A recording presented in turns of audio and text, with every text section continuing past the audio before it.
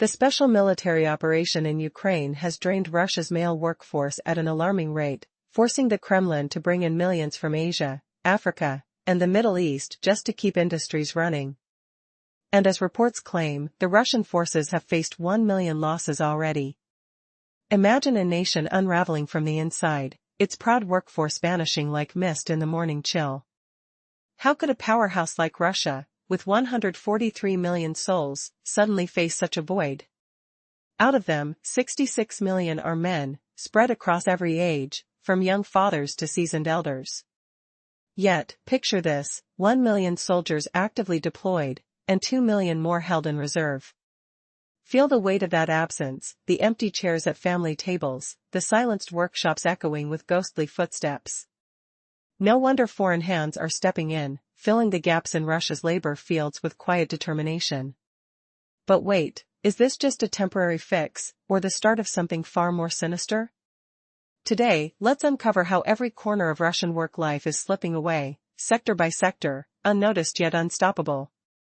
We'll reveal the shadowy underbelly of this hired army empire, where locals are edged out not only from assembly lines but even from the most perilous roles. Brace yourself, for this could be the chilling tale of a giant crumbling, its core eaten away by desperation. To reach the heart of this population meltdown, journey 1,000 kilometers eastward from Moscow's bustling streets, into the rugged edges of Tatarstan, straight to the Alabuga Special Economic Zone.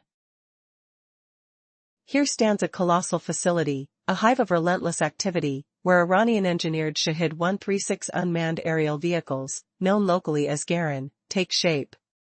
These devices, deployed to strike Ukrainian urban areas, now roll out at a staggering rate, 170 to 190 units daily, per Ukraine's HUR intelligence reports. Yet, this frenzy isn't born of cutting-edge innovation. No, it's fueled by raw human toil, the sweat-soaked grind of bodies pushed to their limits. Sense the acrid tang of metal in the air, the constant hum of machines drowning out weary breaths, the rough calluses forming on hands that never rest. Russia's defense sector grapples with a staggering shortfall, 400,000 skilled souls missing. Engineers with sharp minds, technicians fine-tuning vital parts, machinists shaping steel, all vanished. Why? Sent to distant front lines on direct orders from the top, and far too many never made the return trip home. Hear the faint echo of their laughter in empty halls, now replaced by the clatter of unfamiliar tongues. So, who steps into this abyss to keep the operation alive? The trail leads straight to Pyongyang's iron grip. Ukrainian military intelligence reveals a bold Kremlin scheme, importing 12,000 North Korean laborers, destined solely for Alabuga's demanding floors by year's end. This isn't simple recruitment, it's a calculated grab, a modern twist on human bondage that chills the spine.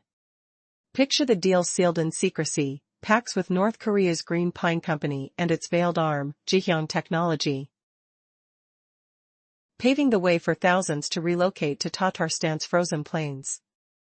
They labor in shadows reminiscent of the 2017 U.S. State Department exposé on forced systems, passports seized like chains, earnings siphoned back to the regime in Pyongyang, connections to the world severed cold. The isolation hits hard, the musty dorms, the endless shifts under harsh lights, the unspoken fear in every glance. But does this stir regret in Moscow's halls? Hardly. To the regime, these arrivals are mere cogs, compliant, uncomplaining, free from the drafts and demands that plague citizens. No rallies in the streets, no calls for fair pay, just silent efficiency. Leaked documents from intelligence sources paint an even darker stroke. These workers enter disguised as students on visas, dodging UN restrictions with deceptive ease. On forms, they're scholars, but in truth, their essence powers the relentless drive of conflict machinery. And as these gears turn faster, what hidden cost will Russia pay next, when the foreign tide engulfs even more? Imagine if your nation's factories weren't just echoing with the hum of machines but the desperate pleas of foreign laborers shackled to Russia's war machine. That's what we've uncovered. Once inside factory gates, these imported workers are funneled straight into deadly battlefronts, where foreign lives become disposable currency for Putin's relentless conflict. But if this was just about economics, it'd be straightforward statistics. No, it's far worse. Ukrainian Foreign Minister Dmytro Kuleba starkly declares it. The Kremlin faces no global backlash for sacrificing outsiders, turning them into expendable pawns they can discard without consequence. What happens when a Russian dies versus a foreigner? A chilling question that unveils the inhumane disparity fueling this global manhunt. Yet the Kremlin's blueprint dives deeper into a sinister, blood-soaked abyss far beyond mere labor exploitation. Russia isn't merely scouting for cheap workers to keep assembly lines churning, it's launching an international scavenger hunt to plug its war-drenched trenches. Picture this, chaps lured with tales of cushy construction gigs or cushy security roles, only to be thrust into Ukraine's mud-choked slaughter zones, gripping Kalashnikovs in trembling hands amidst the acrid stench of gunpowder and the guttural roar of artillery fire. The gritty texture of soaked earth clings to boots, while the metallic tang of blood stains the air thick with fear. Ukrainian officials reveal a staggering tally: Moscow has enlisted over 18,000 mercenaries from 128 nations since hostilities erupted. Among them, 3,388 souls erased from existence, either shipped back in pine boxes or interred in anonymous Ukrainian soil pits, their future stolen in the name of imperial ambition. What feelings stir when families receive caskets instead of calls home? A heart-wrenching betrayal that exposes the Kremlin's callous gamble. Despite these mounting casualties, the regime's playbook depends on a sprawling disinformation web. Russian platforms like VKontakte and Telegram bombard feeds in Central Asia, Africa, and India with siren calls of deception. Enticing bait dangles, fat monthly payouts hitting $2,000, snap citizenship perks, and juicy signing bonuses topping 3.4 million rubles. Ads swear you'll dodge frontline assaults, relegating you to glossy support roles like trucking or guarding, pure fabrication. Professor Sasha Bachman from the University of Canberra calls it outright fraud, a lethal mirage designed to ensnare the desperate. Consider the harrowing tale spotlighted by Strat News Global, illuminating this vicious snare's cruelty. A young Punjabi man from India arrives on a false work visa promise of mundane aiding tasks. His documents vanish upon touch, his phone ripped away like a lifeline. Now he's isolated, thrust into a nightmare. Days later, he snatches a frantic call to his wife, whispering through static, "They're shipping us to the front," before silence consumes the line forever. India confirms 44 citizens ensnared in Russia's ranks, igniting a diplomatic maelstrom over repatriation demands. But this is merely the exposed edge. Beneath, an avalanche of impoverished souls from Nepal, Sri Lanka, Kenya, and South Africa get preyed upon, their hardship weaponized for the Kremlin's merciless grinder. And here's the twist that humbles every notion of mercy: these aren't free agents, they're coerced into a system where dissent equates to erasure, their voices muffled by threats that echo like distant thunderclaps. Can a nation truly claim strength when it preys on the weak, turning global vulnerabilities into cannon fodder? What irreversible scar will this leave on Russia's soul as it barters humanity for dominance? Stay tuned, because the next revelation shatters the facade of control entirely. The conflict may drag on, but the warning signs are clear: Russia's population is crumbling from within. This isn't a story of victory, it's a tragic fall, where a nation devours its own future and hands over its destiny to others. How will this wave of foreign workers reshape Russia's society once peace finally arrives? Will it become a melting pot or a divided land? Share your thoughts below. The truth matters. Keep watching for the real story behind the headlines. In this gripping saga, we've uncovered how Pyongyang's laborers are being shipped to Russia's Alabuga zone under a Kremlin scheme. Intelligence reports reveal a brutal import of 12,000 North Korean workers by year's end, not jobs but sheer exploitation. Imagine the chill of dawn breaking over icy factory floors, where shadows whisper secrets no one dares speak aloud. Are you ready for the ugly truth behind Putin's empire, the silent takeover that's turning comrades into commodities? 278 characters, pacts with North Korea's Green Pine Company, and its shadow arm, Jihyung Technology, lay out the shift of countless North Koreans to Tatarstan. Picture the sting of cold metal bars slamming shut, trapping passports in dark drawers. Wages, ripped straight to the Kim Jong-un regime, slashing links to the world outside. Isolation bites like frost on bare skin. Yet the Kremlin shrugs it off. These arrivals? Cheap toil in their eyes, obedient drones who dodge drafts, stifle complaints, ignore union cries. Clever dodge unfolds, visas masked as student slots, skirting UN bans with paper-thin lies. On files, scholars greet classrooms. In harsh truth, flesh and toil grease Russia's war gears with relentless grind. Smells of oil and sweat permeate the air, engines roaring like distant thunder. Not just war hubs crumble. Russia's core industry drifts away.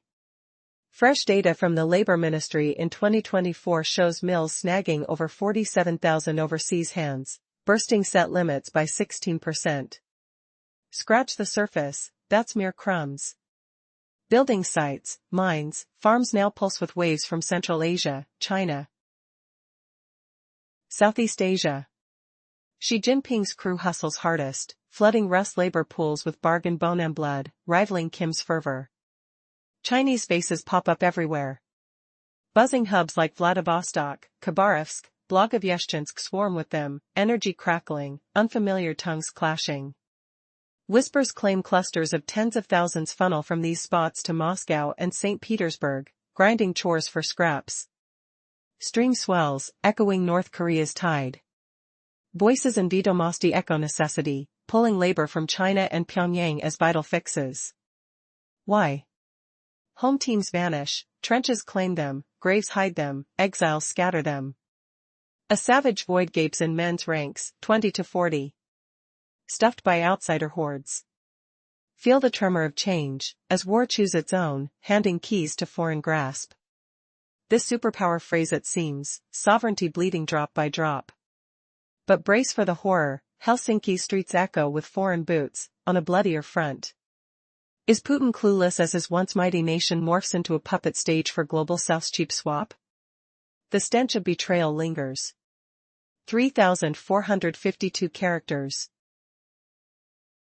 Imagine this, thousands of workers from distant lands, torn from their homes, fueling a machine that's devouring a nation from the inside.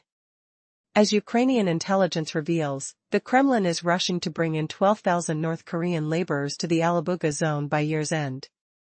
But this isn't fair employment, it's a grim theft of human potential, trapping souls in endless toil.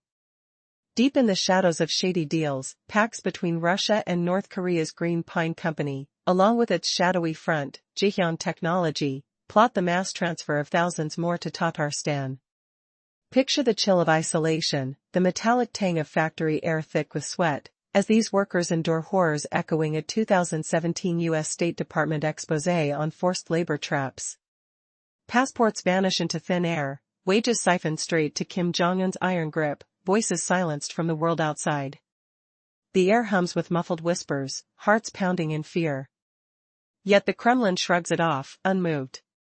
To Putin's circle, they're disposable cogs, docile, unlike restless Russians dodging drafts, rallying streets, or chasing fair pay. Why risk rebellion when silence pays?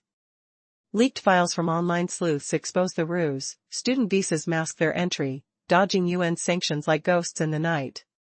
On forms, they're eager scholars, but truth hits hard, their blood and blisters oiling the relentless grind of Russia's conflict engine. Feel the heat rising? It's not confined to arms makers. Russia's core industries teeter on the edge, handed over piecemeal. Labor Ministry stats from 2024 scream alarm, factories snapped up over 47,000 outsiders, smashing quotas by 16%. Just the surface scratch, dive deeper, and construction sites echo with foreign tongues, mines rumble under unfamiliar hands, fields sway with strangers' backs from Central Asia, China, Southeast Asia. Xi's powerhouse surges ahead, hungry for Russia's workforce with low-cost floods, matching Kim's fervor step for step. Ever spotted clusters of Chinese faces in the crowd? Their presence swells like a tide in Vladivostok's salty ports, Khabarovsk's bustling veins, Blagoveshchensk's border haze, dramatic, undeniable. Whispers claim tens of thousands funnel from those outposts to Moscow's gleaming towers and St. Petersburg's foggy canals, slaving in shadows for pennies. The streets buzz with their hurried steps, the scent of unfamiliar spices mixing with exhaust. But is this influx a lifeline or the noose tightening around Russia's soul? Hang on, what happens when these borders blur forever, and the heartland pulses with alien rhythms? The situation is dire, and the stakes are higher than ever. Imagine the sound of heavy machinery blending with distant echoes of gunfire. Dust and sweat fill the air where once hope flourished. Now, this place, once a symbol of Russian strength, is turning into a battleground of despair. Foreign workers, many from India, China, and North Korea, are filling every corner. They arrive under false pretenses, yet their true role is darker than anyone suspects. Suddenly, a stark truth emerges: Russia's own youth are sacrificed in endless wars, while foreign labor takes over the country's future. Do you realize what this means? The very fabric of Russian identity is unraveling beneath the weight of corruption and strategic despair. In Siberia's vast expanses, the influence of neighboring powers seeps like ink into once pure waters. The scene resembles settlements from the outskirts of a distant city, cluttered, chaotic, unrecognizable. A Russian analyst whispers that scenes such as those in Kropotna are no longer anomalies, they're becoming the new normal. Someone on social media captured the mood perfectly: Putin's cunning plan is in motion. War until the last Russian falls, then replacements arrive. How far has this infiltration gone? Meanwhile, more than 4,000 Indian migrants flock to St. Petersburg each year, eager for work, oblivious to the shadows that await. Major companies shift their focus across continents, leaving behind their own citizens. The ruble declines, fears grow, and cultural divides deepen. Cities swell with foreign language, a mosaic of chaos and confusion. It's no longer just economic labor, it's the slow dismantling of Russia's sovereignty. But this story is just beginning to reveal its horror. The foreign workers, initially employed in factories and infrastructure, are being pushed through another door, one that leads directly to the front lines. The promise of a better life is a lie. Behind the scenes, they are being turned into pawns of violence, used as soldiers in a war that grinds the nation to dust. As the country's foundation shakes, the question lingers: how deep can this betrayal go? And at what cost will Russia's future be sacrificed? Imagine Moscow, not as the proud heart of a superpower, but a crumbling facade hiding a nightmare invasion. What if I told you that Russia's warriors are dying on the battlefield, only for their jobs, and their nation, to be handed over to strangers from afar? Picture this shocking reality: while Putin grinds his own youth into the war machine, he's secretly training India's future workforce to replace them. This isn't just economic desperation, it's a sinister plot erasing Russia's very soul. In a haunting flashback, I remember pre-war days in a bustling Siberian town. The crisp winter air bit at my skin, carrying the scent of pine and fresh snow crunching under boots. Laughter echoed from families gathered around fires, the warm glow of samovars promising eternal Russian warmth. But that innocence shattered like ice under a hammer, leaving only ghosts. As Russia throws its education system into the abyss of conflict, it indoctrinates India's rising generation to fill the void. This goes beyond mere employment, it's a dagger aimed straight at national essence, threatening to dissolve Russia's identity into oblivion. In the far-flung reaches of Siberia's east, Chinese and North Korean sway morphs into outright population takeover, spilling beyond simple trade into irreversible change. Whispers from analysts paint a grim picture. Those lines in Kropotna? They're Russia's bleak new standard. One ordinary citizen captured it on social media: Putin's devious scheme unfolds.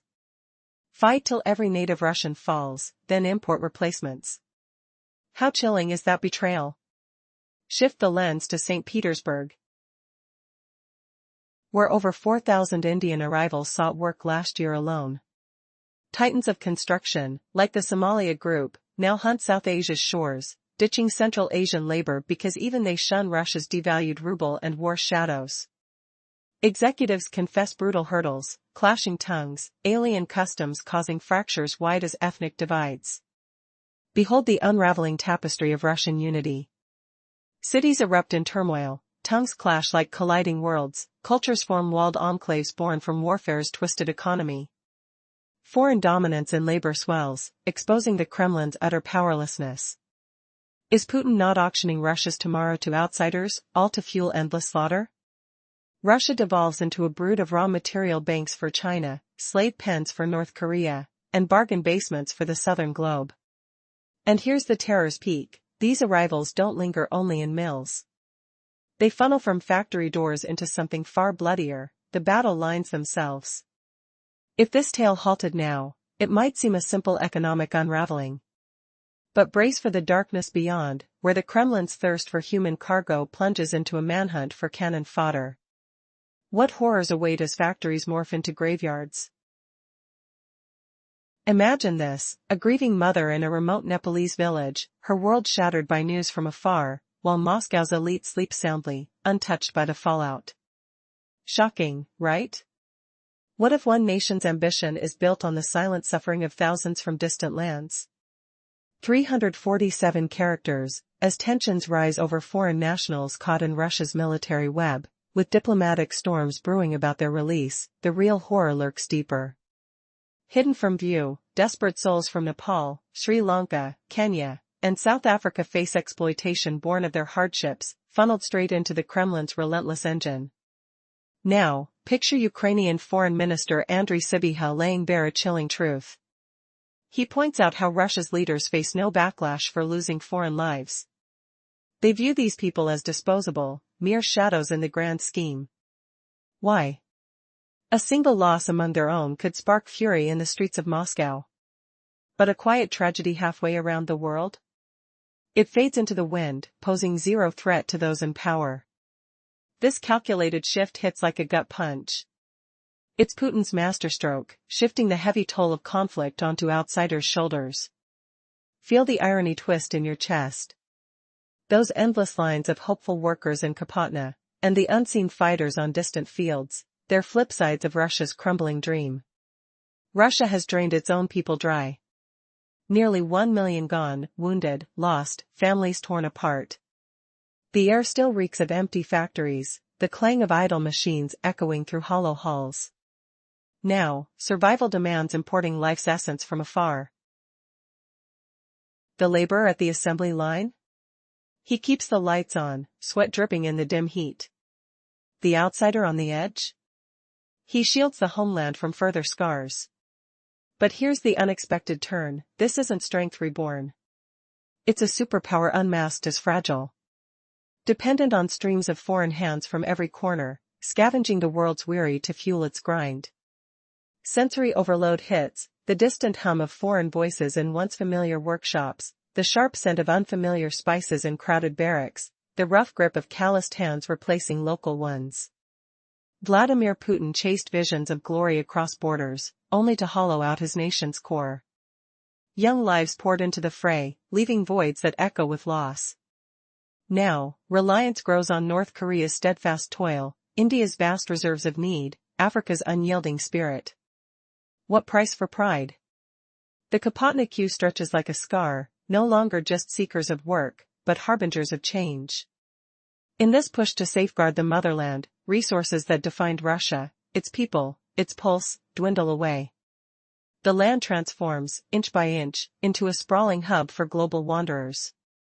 Can a nation rebuild on borrowed breath? The silence after the roar begs the question: what comes next when the imports turn to exodus? As the crisis deepens, citizens from distant lands find themselves entangled in Russia's military ranks, sparking heated diplomatic tensions over their release. Yet, this barely scratches the surface. In the shadows, countless souls from Nepal, Sri Lanka, Kenya, and South Africa are lured by desperation, only to fuel the relentless machinery of conflict. Imagine this: what if a nation's leaders viewed human lives like chess pieces, discarding them without a second thought? That's the chilling reality exposed by Ukraine's foreign minister, Andriy Sybiha. He lays it bare: Russian commanders operate with impunity, treating outsiders as mere disposable resources. No repercussions loom for their losses. A single casket returning to a Moscow family home might ignite nationwide fury, but the sorrow of a mother in a remote Nepalese village? It whispers no threat to power in the Kremlin. Can you feel the cold calculation in that silence, the way it chills the air like a winter fog rolling over Red Square? This ruthless strategy unfolds like a masterful endgame. Putin shifts the heavy toll of endless strife onto foreign shoulders, sparing his own from the full brunt. Picture those two haunting scenes we glimpsed earlier, the weary line of migrants at the Kropotna refinery gates, and shadows of recruits vanishing toward danger zones. They're not opposites, they're twins, etched from the same desperate mold. Russia has drained its own vitality so thoroughly, hemorrhaging close to 1 million lives in the grind. Now it scavenges abroad for the raw essence to keep the engine humming. The factory hands toil endlessly, their sweat-slicked brows under harsh lights, just to sustain the output. The distant recruits stand as buffers, shielding local forces from the fray. But here's the twist that twists your gut: Russia, once a towering colossus of independence, now leans like a crumbling pillar on imported hands. It's no longer a sealed fortress of might, it's a fragile web, entangled in the world's overlooked corners, siphoning energy to patch its fading strength. Sensory echoes fill the mind, the metallic tang of machinery in Tatarstan's vast halls, the distant rumble of assembly lines drowning out weary sighs, the rough calluses from endless shifts gripping tools not their own. Step back, and the tragedy sharpens into focus, a heartbreaking canvas of loss. Vladimir Putin chases his vision of dominance over Ukraine, bartering away tomorrow's promise in the process. While he pours the nation's youth into the abyss, the void's yawn wide, filled desperately by laborers from North Korea's iron grip, India's teeming hopes, Africa's unyielding resolve. Feel the irony sting, like salt in an open wound, a war waged to safeguard the homeland has hollowed it out instead. That snaking queue outside the Kropotna oil works? It's no fleeting oddity. It's the pulse of a transformed reality, throbbing with unease. The conflict, launched under banners of defense, has ravaged the very lifeblood that defined Russia, its people. Now, the land morphs into an sprawling arena for global wanderers, their footsteps echoing through factories, fields, and forgotten corners. Whispers of change carry on the wind. Will this quiet surrender reshape a superpower forever? Or is there a hidden spark waiting to ignite resistance from within?